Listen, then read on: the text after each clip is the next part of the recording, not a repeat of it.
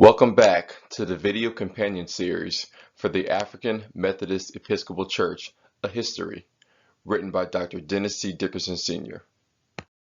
The focus of this video is Chapter 3, Welcome to the Ransomed, 1861 to 1880.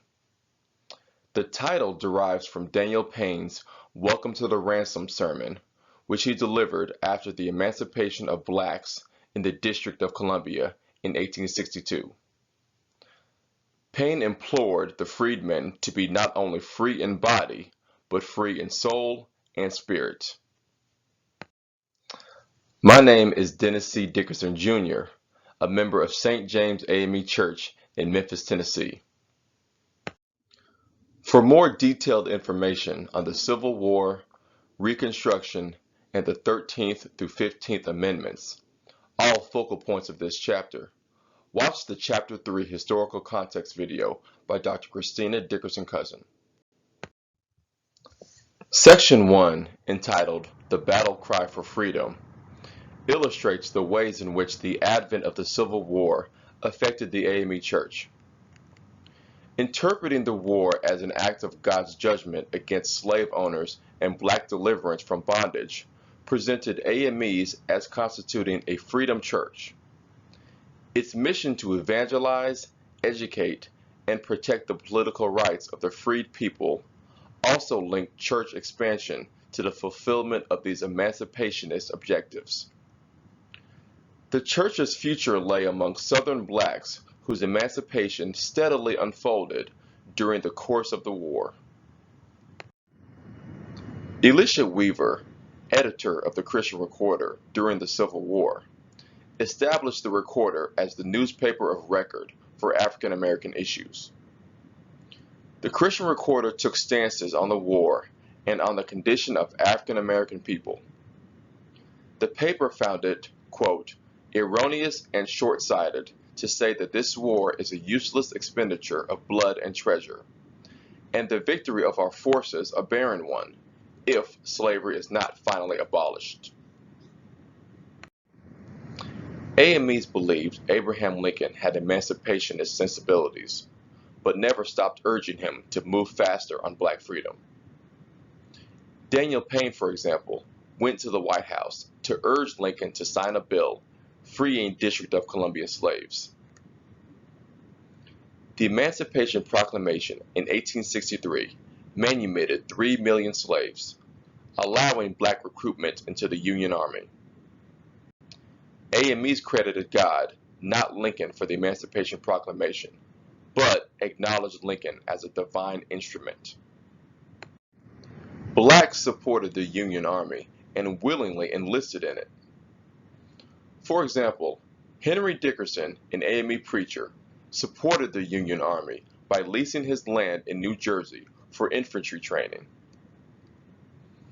AMEs assisted in the recruitment of black troops for the Union Army and endorsed clergy who volunteered as chaplains. The bravery and sacrifices of black troops were extolled in the Christian Recorder.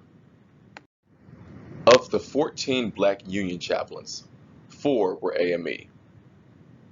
These 4 provided the Christian Recorder with eyewitness accounts about blacks fighting on the war front. AMEs such as Henry McNeil Turner urged free and contraband blacks to enlist in the 1st U.S. colored troops. Black chaplains did more for African American soldiers than teach them to read and write, perform marriages, conduct religious services, and visit them in the hospital. They became their advocates and defenders. Chaplains found a major evangelistic opportunity to tend to the salvation of thousands of black troops. Union military successes allowed for new initiatives to be realized on Southern soil. For example, the AME Committee on Missions in the New England Annual Conference recommended a North Carolina and Virginia mission. Southern schools were connected to new congregations, some who received support from the American Missionary Association and the National Freemen's Aid Society. In addition to educational efforts, AMEs were specifically concerned with black suffrage. AMEs in the District of Columbia appealed to Congress in 1864 to affirm that blacks should have the unconditional right to vote. In Section 2, Reconstruction and the Gospel of Freedom, a term coined by historian Reginald Hildebrand, AMEs had unprecedented opportunities in the South with 4 million ex-slaves.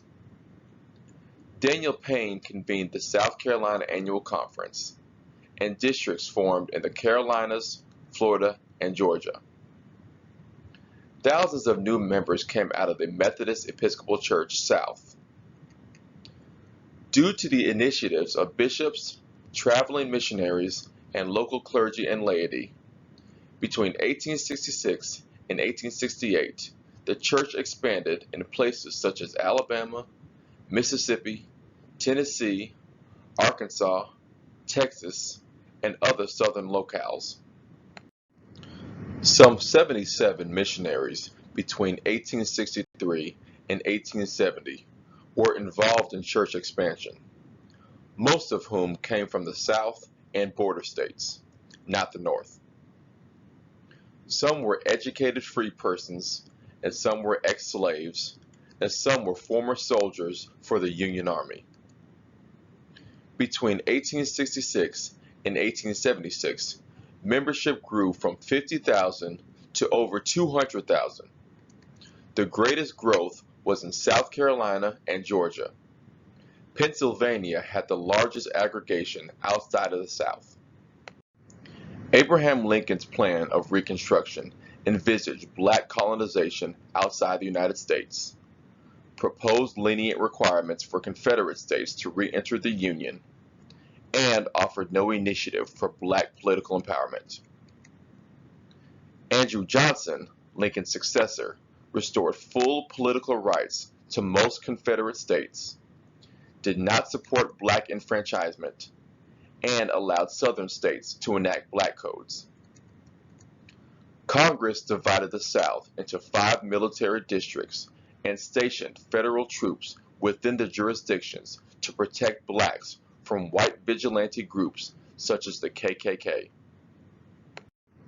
Over 1,400 African Americans held federal, state, and local offices in the former Confederacy, the District of Columbia, and Missouri between 1867 and 1877.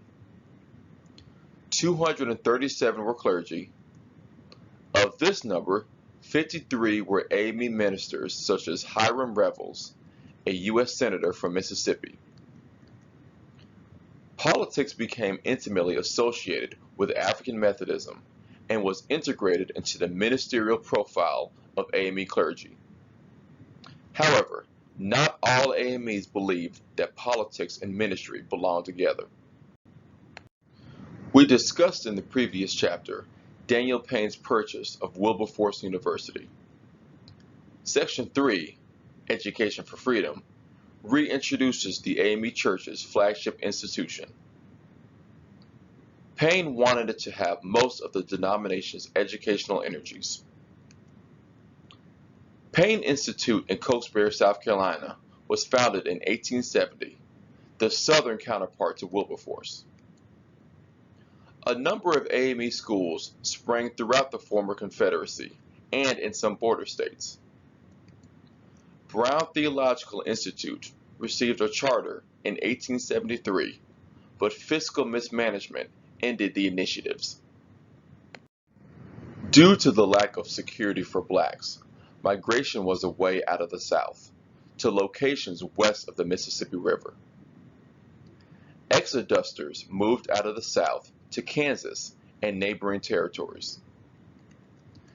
This exoduster movement is another example of how AMEs tied themselves to initiatives aimed at enhancing black freedom. Henry McNeill Turner went to the District of Columbia to propose a plan to President Rutherford B. Hayes to help those exodusters in distress and to transport them in large numbers to other states. Turner, now a general officer, was also in favor of immigration to Africa. In the trek out of the South, black migrants attracted material support and relief from AME churches throughout Illinois, Missouri, and Kansas. Texas uniquely was viewed as a destination for black migrants and a place of escape. Clergy in both Texas and Kansas believed the economic interests of migrants would be best served by settling in one or the other state.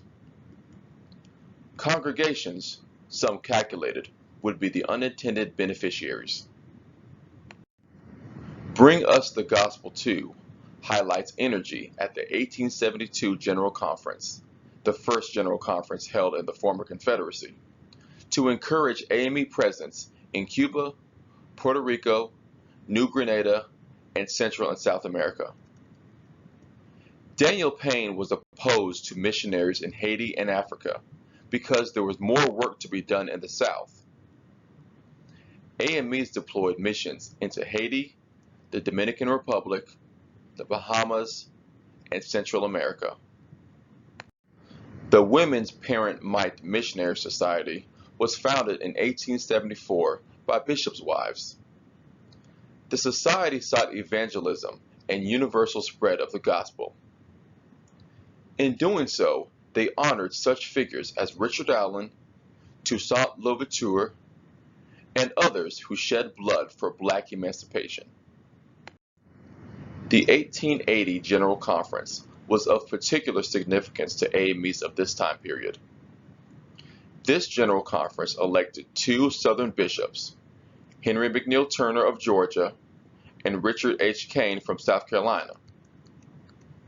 In addition, James F. A. Sisson, known for evangelization in Indian Territory to ex-slaves of the 5 civilized tribes, proposed the creation of the Indian Mission Annual Conference.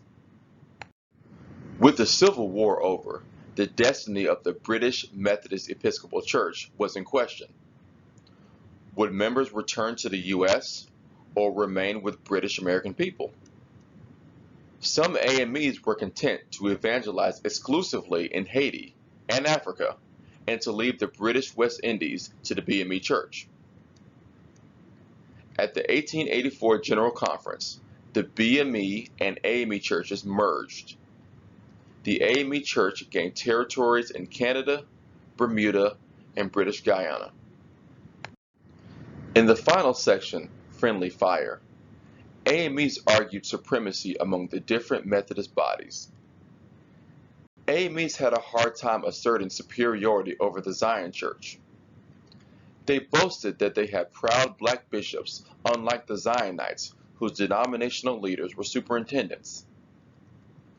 There were talks of a union between the AME Church and the AME Zion Church, but between 1864 and 1868, AME quarterly and annual conferences voted against it.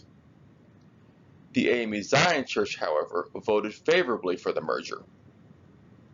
Meanwhile, the membership gap grew closer.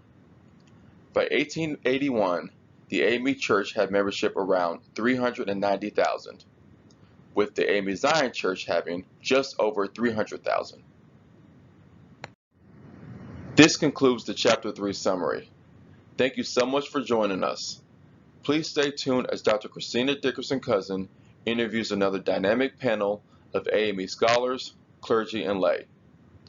Please submit your questions and comments via Facebook Live.